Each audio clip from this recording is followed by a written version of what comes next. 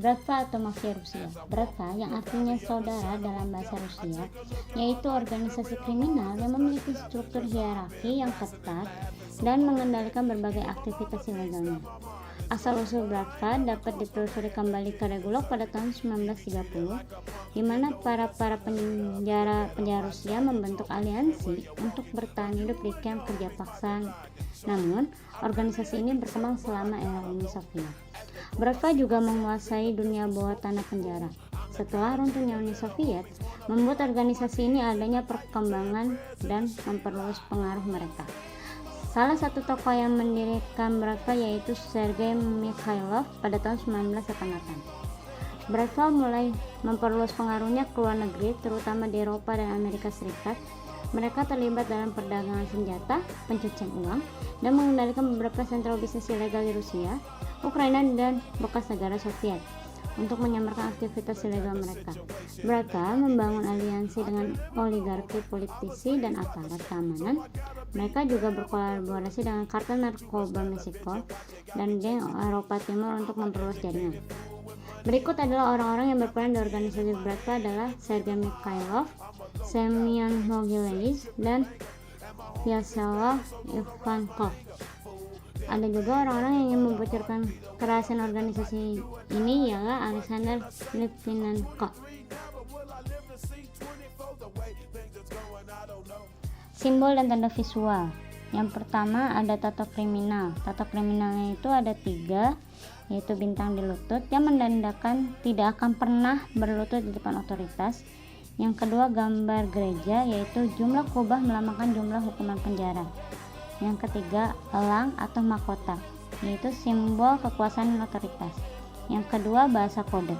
Penggunaan kata V-nya atau slang penjara Rusia untuk komunikasi rahasia, dan istilah seperti offset, yaitu dana bersama untuk menyebutkan kas organisasi.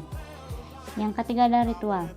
Inisiasi anggota dengan sumpah setia kepada kode pencuri, yaitu atau yang disebut Vorokos Zakon, dan penggunaan roti dan garam dalam pertemuan berbagai simbol persaudaraan.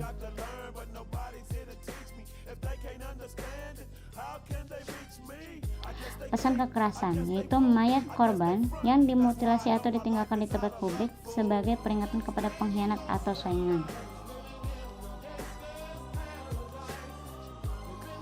Adanya aktivitas legal dan ilegal. Bisnis legal yaitu perusahaan energi dan pertambangan, yaitu menguasai sumber daya alam Rusia. Ada bank dan real estate, yaitu mencuci uang melalui investasi properti mewah di London atau Dubai. Klub olahraga seperti sepak bola untuk legitimasi sosial dan pencucian uang. Adanya aktivitas ilegal, yaitu ada pencucian uang melalui shell company di surga pajak, yaitu Siprus Kepulauan Virgin. Yang kedua perdagangan manusia, yaitu eksploitasi pekerja migran dan perdagangan seks. Ketiga kejahatan cyber, yaitu ransomware, penipuan phishing, dan peretasan data. Yang keempat adalah penyelundupan senjata, nuklir, dan bahan berbahaya. Analisa kriminologi kultural, yaitu ada budaya Voroskopmir atau dunia pencuri, yaitu adalah larangan kerjasama dengan polisi, larangan memiliki keluarga atau properti pribadi. Kini larangan tersebut sudah mulai luntur. Kekerasan sebagai alat utama penyelesaian konflik, legitimasi melalui perlawanan terhadap negara. Bratva memposisikan diri sebagai penguasa bayangan yang menawarkan perlindungan di tengah korupsi pemerintahan dan ketidakpercayaan publik terhadap hukum. Pengaruh transisi pasca Soviet.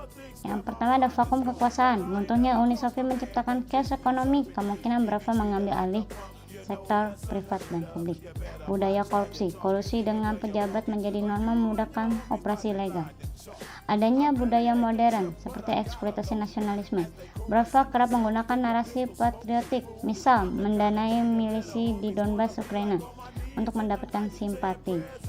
Dan ada globetrotting mafia. Mereka memadukan tradisi kriminal Rusia dengan metode barat, contoh kejahatan cyber. Kontradiksi dalam budaya Rusia, romantisasi dalam media, yaitu adanya film seperti Brat pada tahun 1997 menggambarkan Bratva sebagai pahlawan anti-establishment. dan dukungan masyarakat marginal. Di daerah terpencil, mereka dianggap sebagai penyedia lapangan kerja ketika negara absen. Kesimpulannya adalah BRASPA bukan sekadar sindikat kriminal, tetapi fenomena sosial kultural yang mencerminkan kompleksitas masyarakat Rusia pasca Soviet. Mereka memanfaatkan ketidakpercayaan terhadap negara warisan budaya, penjara, dan globalisasi untuk membangun imperium ilegal yang terintegrasi dengan dunia legitimasi. Keberadaan mereka memperlihatkan bagaimana kejahatan organisasi dan dapat menjadikan cermin dari kegagalan institusi dan ketimpangan struktural.